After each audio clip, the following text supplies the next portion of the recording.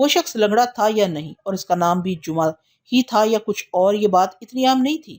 میرے لیے سب سے زیادہ قابل توجہ امر یہ تھا کہ اس نے یہ سارا ڈرامہ آخر کس مقصد کے حصول کے لیے رچایا تھا۔ اس کا مقصد جو بھی تھا، لیکن مجھے کبھی یقین تھا کہ میں بہت جلد اس کے عزائم کی تہہ تک پہنچ جاؤں گا۔ اگر یہ حرکت اس کا کوئی مذاق تھا تو یہ مذاق اسے بہت مہنگا پڑنے والا تھا، اور اگر یہ مذاق نہیں تھا تو پھر بھی کسی صورت اس کی اب خیر نہیں تھی۔ جلد یا بد دیر میں اسے ڈھونڈ نکالتا، پھر اس کا جو بھی حشر ہوتا وہ پورا ایمن آباد دیکھتا۔ اگلی صبح بڑی ہنگامہ خیز تھی۔ میں رات کو کانسٹیبل نوازش کے جانے کے بعد کافی دیر تک اس ایک آنکھ اور 1.5 ٹانگ والے دھوکے باز جمعہ جانی نال کے بارے میں سوچتا رہا تھا، اس لیے صبح آنکھ تھوڑی تاخیر سے کھلی تھی۔ میں نے جلدی ناشتہ کیا اور تیار ہو کر تھانے پہنچ گیا، جہاں ایک نیا ہنگامہ میرا منتظر تھا۔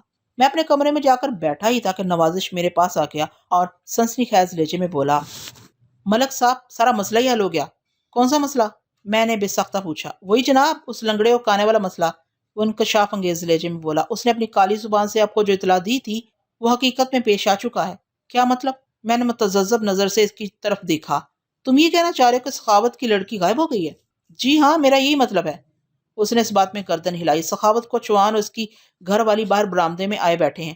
میں ابھی برآمدے میں سے گزر کر جب اپنے کمرے کی جانب آ رہا تھا تو میں نے برآمدے میں بچھی ہوئی چوبی بینچ پر ایک مرد اور عورت کو بیٹھے دیکھا تھا۔ میں انہیں چہروں سے نہیں پہچانتا تھا۔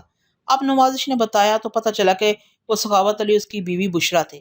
وہ ناظری کی گمشدگی کے بارے میں کیا بتا رہے ہیں؟ میں نے کانسٹیبل سے سوال کیا۔ میں انہیں آپ کے پاس لے کر آتا ہوں، نوازش نے کہا۔ آپ ان کی زبانی کہانی سنیں تو زیادہ اچھا ہوگا۔ ٹھیک ہے، لے آؤ اندر انہیں، میں نے جلدی سے کہا۔ اگلے ہی لمحے وہ دونوں میاں بیوی میرے سامنے بیٹھے تھے۔ ان کی پریشانی سے تو میں آگاہ ہو ہی چکا تھا، پھر بھی میں نے یک کے بعد دیگرے ان کے چہروں کا جائزہ لیا اور پوچھا، جی بتائیں، میں آپ لوگوں کے لیے کیا کر سکتا ہوں؟ انہوں نے اضطراری نظروں سے باری باری ایک دوسرے کو دیکھا۔ ان کے انداز میں ایک خاص قسم کی ہچکچاہٹ پائی جاتی تھی، جیسے نگاہوں ہی نگاہوں میں وہ ایک دوسرے سے پوچھ رہے ہوں کہ تھانے دار کو کون مسئلے سے آگاہ کرتا ہے۔ میں نے ان کی مشکل کو آسان کرتے ہوئے استفسار کیا، کیا آپ لوگ کسی قسم کی رپورٹ درج کرانے تھانے آئے ہیں؟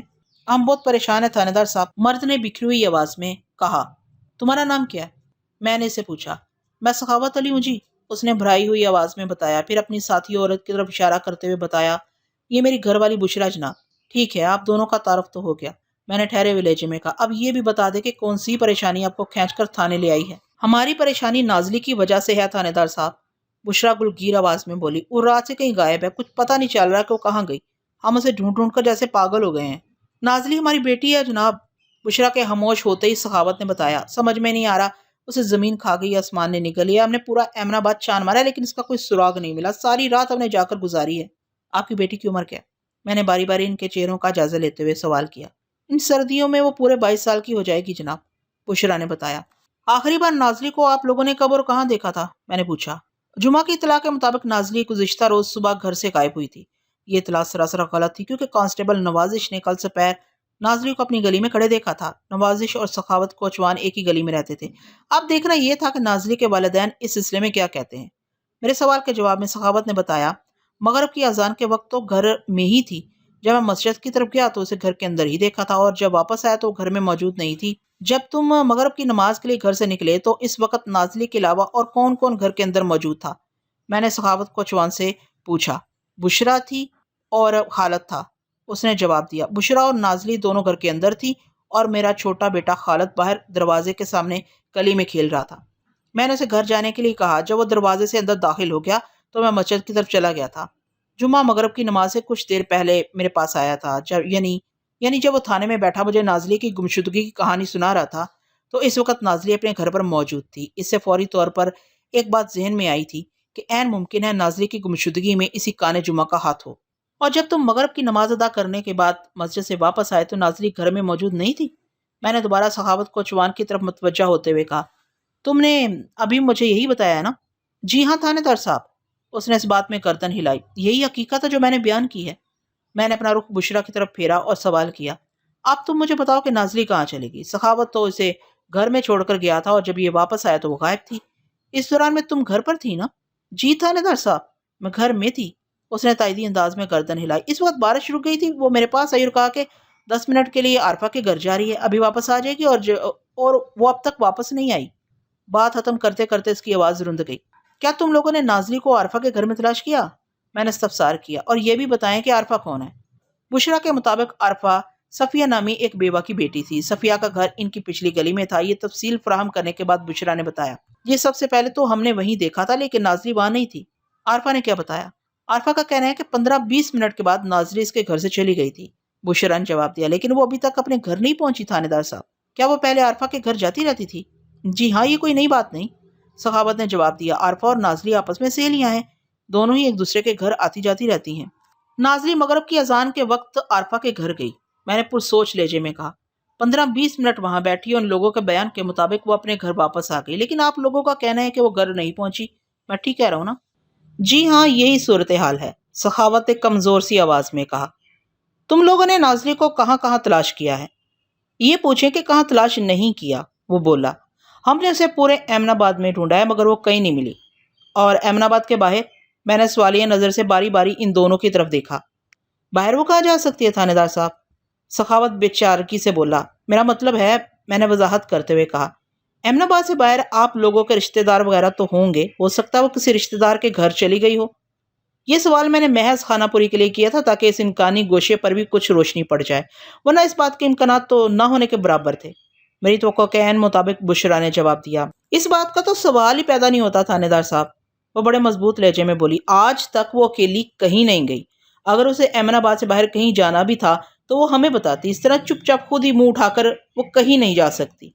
وہ لمحے بھر کے لیے متوقف ہوئی، پھر ایک گہری سانس خارج کرتے ہوئے بولی، مجھے تو جناب یہ کوئی اور ہی چکر لگتا ہے۔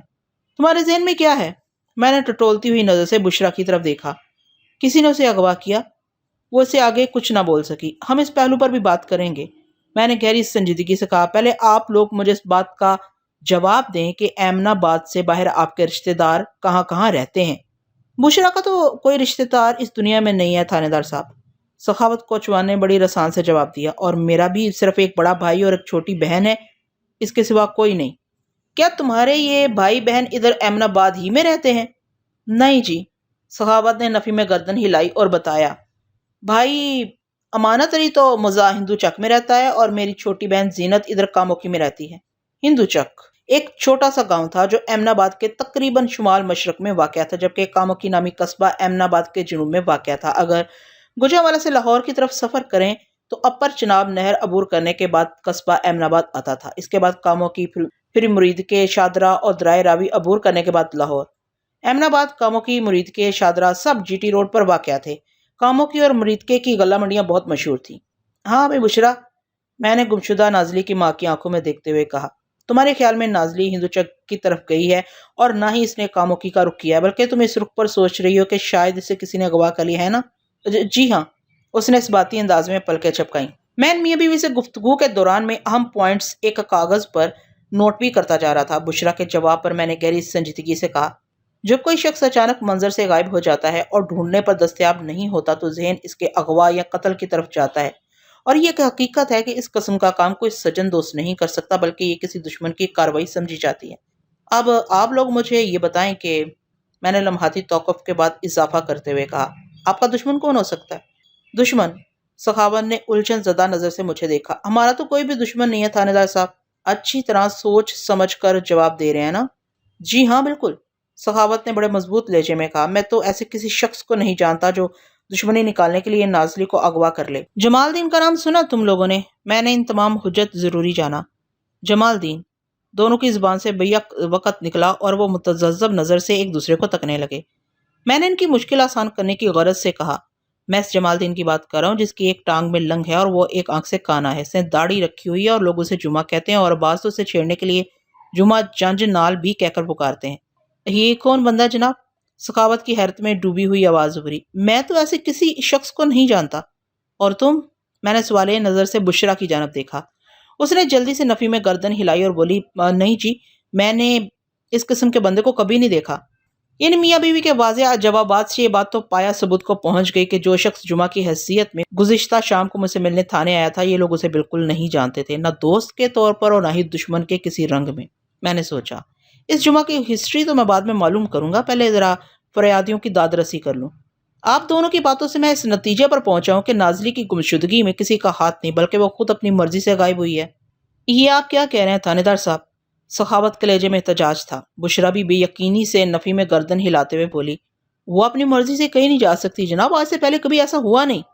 اگر پہلے کبھی نہ ہوا ہو تو اس کا یہ مطلب ہرگز نہیں ہوتا کہ آئندہ بھی ویسا نہیں ہو سکے گا۔ میں نے ایک ایک لفظ پر زور دیتے ہوئے کہا، پھر باری باری ان دونوں کی آنکھوں میں جھانکتے ہوئے سوال کیا، کیا نازلی کی شادی ہو چکی تھی؟ کانسٹیبل نوازش کی زبانی مجھے معلوم ہو گیا تھا کہ نازلی کنواری تھی، تاہم میں نے یہ سوال کارروائی کی ضرورت کے پیش نظر کیا تھا۔ سخاوت علی نے جواب دیا، نہیں جناب، وہ غیر شادی شدہ ہے۔ کوئی منگنی وغیرہ ہوئی ہو؟ نہ منگنی اور نہ ہی شادی۔ اس بار بشرا نے جواب دیا، اس کے کئی رشتے تو آئے ہیں لیکن ابھی تک ہم نے کوئی فیصلہ نہیں کیا۔ میں تو بہت پہلے ہی اس بات کا فیصلہ کر چکا ہوں تھانے دار صاحب، سخاوت علی نے ٹھوس لہجے میں کہا، لیکن میری بات بشرا کی سمجھ میں نہیں آ رہی۔ بات ڈھنگ کی ہو تو سمجھ میں آئے گی نا؟ بشرا برا سا منہ بناتے ہوئے بولی، پورے 4 سال کا فرق ہے دونوں کی عمروں میں۔ اللہ کی بندی، 4 سال کا فرق بھی بھلا کوئی فرق ہوتا ہے؟ سخاوت علی نے شاکی نظر سے اپنی بیوی کی طرف دیکھا، اپنا پھر اپنا ہی ہوتا ہے۔ یہ تم لوگوں نے کون سی نئی کہانی شروع کر دی ہے؟ میں نے قدرے سخت لہجے میں کہا، نازلی کی گمشدگی کا ان باتوں سے کیا تعلق واسطہ ہے؟ ٹھہریں جی، میں آپ کو بتاتا ہوں، سخاوت جلدی سے بولا۔ میں تو تمہارے کہنے پر تھوڑی دیر کے لیے ٹھہر جاؤں گا، لیکن وقت کو ٹھہرانا ممکن نہیں جو کہ بہت تیزی سے گزرتا چلا جا رہا ہے۔ میں نے خفگی امیز انداز میں کہا، تمہیں جو کچھ بھی بتانا ہے جلدی سے 4 لفظوں میں بتا ڈالو۔ اچھا جی، اس نے اس بات میں گردن ہلائی اور شروع ہو گیا۔ سخاوت علی کوچوان کے مطابق وہ نازلی کی شادی اپنے بڑے بھائی امانت علی کے بیٹے سرفراز سے کرنے کا خواہش مند تھا، لیکن بشرا اس رشتے کے لیے تیار نہیں تھی۔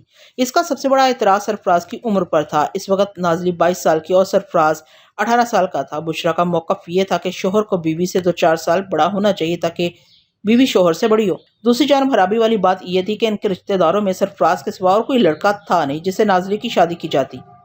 امانت علی کے بڑے تمام بیٹوں کی شادی ہو چکی تھی اور کاموں کی والی سخاوت علی کی چھوٹی بہن زینت کے آگے صرف لڑکیاں تھیں۔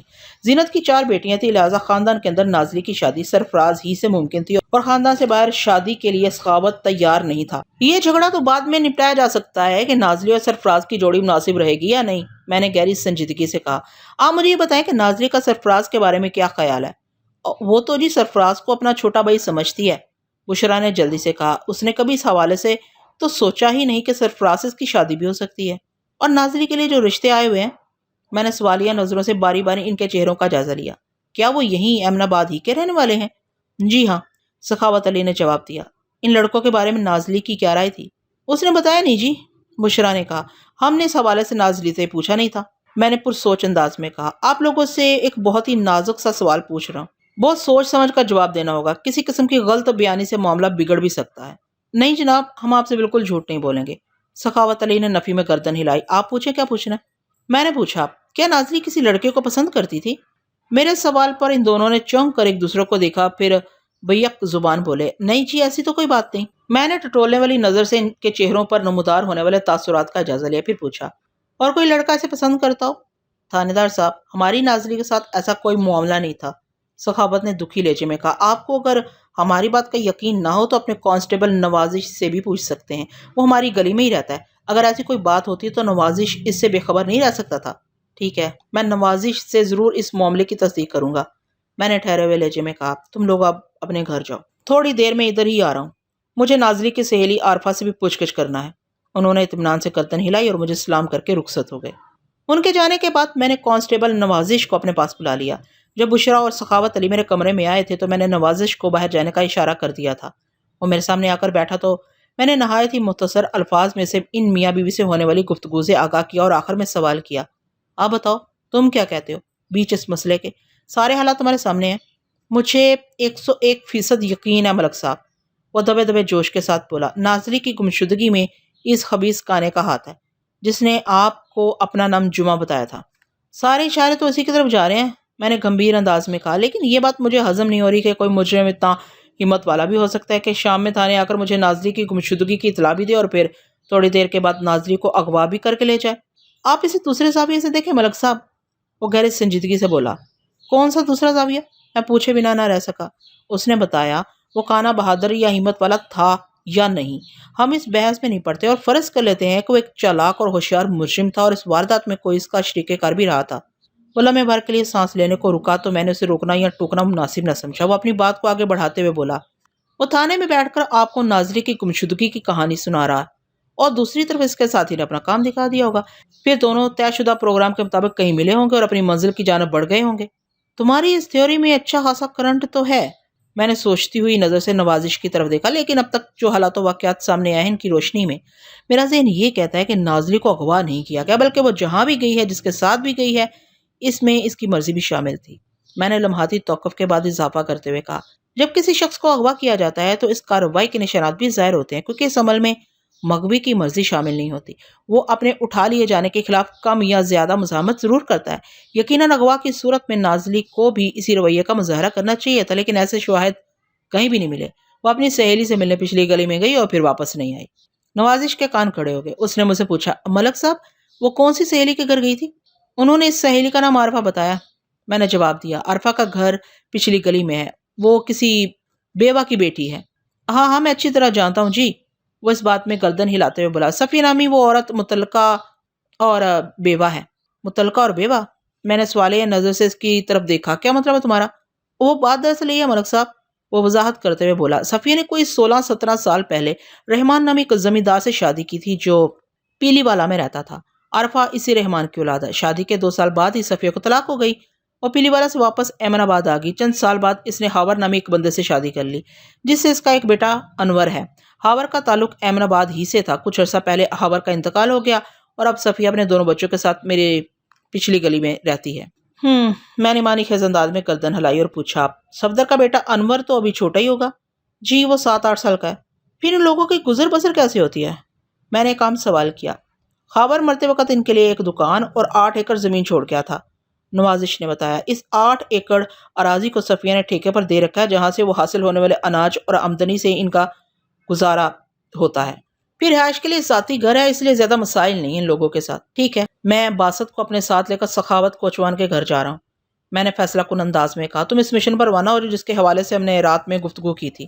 میں نے لمحاتی توقف کر کے دروازے سے باہر دیکھا اور پھر اپنی بات مکمل کرتے ہوئے کہا، اللہ کا شکر ہے کہ آج بارش کو ابھی تک برسنا یاد نہیں آیا، اس لیے زیادہ سے زیادہ کام نپٹا لینا چاہیے۔ جی ملک صاحب، یہ تو آپ بالکل درست کہہ رہے ہیں۔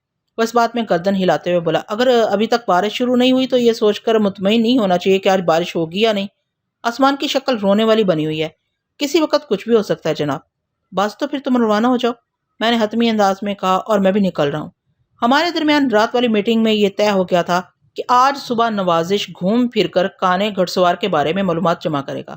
اس بات میں تو اب کسی شک و شبے کی گنجائش باقی نہیں رہی تھی کہ وہ یک چشم گھڑ سوار ایمن آباد سے تعلق نہیں رکھتا تھا۔ وہ برستی بارش میں جب مجھ سے ملنے آیا تھا اور مجھ سے مل کر جب وہ واپس گیا تھا تو یقینی طور پر کچھ لوگوں نے اسے آتے اور جاتے ہوئے بھی دیکھا ہوگا۔ کانسٹیبل باسط کے دعوے کے مطابق وہ اپنے گھوڑے پر سوار ہو کر جی ٹی روڈ کی طرف روانہ ہو گیا تھا۔ اب مجھے یہ معلوم کرنا تھا کہ وہ جی ٹی روڈ پر چڑھنے کے بعد لاہور کی سمت گیا تھا یا اس نے گجرانوالہ کا رخ کیا تھا۔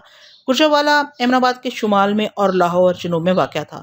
کانے جمعہ کے بارے میں تحقیق کی ذمہ داری میں نے نوازش کو سونپی تھی۔ سخاوت علی کوچوان کا گھر درمیانے سائز کا تھا۔ میں نے ایک ہی نظر میں اس گھر کا تنقیدی جائزہ لے لیا تھا۔ وہ 3 کمروں اور صحن پر مشتمل ایک روایتی سا دیہاتی مکان تھا۔ 2 کمرے پہلو با پہلو مکان کے پچھلے حصے میں بنے ہوئے تھے، جبکہ تیسرا کمرہ بیٹھک کے طور پر استعمال ہوتا تھا اور یہ گھر کے داخلی دروازے کے ساتھ ہی سامنے والے حصے میں تعمیر کیا گیا تھا۔ صحن کی ایک دیوار کے ساتھ باورچی خانہ اور غسل خانہ ایک قطار میں بنے ہوئے تھے۔ اسی دیوار کے آخری سرے پر چھپر کے نیچے ایک کنڈلی رکھی نظر آ رہی تھی۔ اس چھپر اور کنڈلی کو دیکھ کر مجھے یہ سمجھنے میں ذرا بھی دقت محسوس نہ ہوئی کہ سخاوت کوچوان بوقت ضرورت اپنے گھوڑے کو اسی چھپر کے نیچے باندھتا ہوگا۔ میں نے سخاوت اور بشرا کی رہنمائی میں گھر کا معائنہ کر لیا تو مجھے پتا چلا کہ عقبی دونوں کمروں میں سے ایک میں تو بشرا اور سخاوت نے رہائش اختیار کر رکھی تھی، جبکہ اس کے برابر والے کمرے میں نازلی اور خالد کا بسیرا تھا۔ خالد کی عمر لگ بھگ 10 سال رہی ہوگی۔ ان دونوں بھائی بہن میں صبح و شام تو میں بھی ہوتی رہتی تھی۔ وہ مل کر ایک ساتھ بھی رہتے تھے۔ نازلی کی گمشدگی نے حالت کو اداس کر دیا تھا۔ بیٹھک میں کسی نے ڈیرا نہیں ڈال رکھا تھا۔ وہ مہمانوں کو بٹھانے اور خطت وازہ کرنے کے استعمال میں آتی تھی۔ رسمی بات چیت اور پوچھ گچھ کے بعد میں نے سخاوت سے پوچھا، میں اس کمرے کا معائنہ کرنا چاہتا ہوں جہاں نازلی کا سامان رکھا ہوا ہے۔ سامان کیا ہے جی؟ بشرا ٹوٹے ہوئے لہجے میں بولی، ایک سوٹ کیس ہے جناب، جس میں وہ اپنے کپڑے وغیرہ رکھتی ہے۔ ٹھیک ہے، میں وہی سوٹ کیس دیکھ لیتا ہوں، میں نے نرمی سے کہا۔ جب سے میرے ذہن میں یہ خیال جگزی ہوا تھا کہ نازلی کی گمشدگی میں اس کی اپنی مرضی شامل ہے، اسی لمحے سے میرے اندر رہ کر ایک آواز اٹھتی تھی، اور وہ یہ کہ نازلی تک رسائی حاصل کرنے کے لیے اس کے گھر کے اندر ہی سے کوئی سراغ ملے گا۔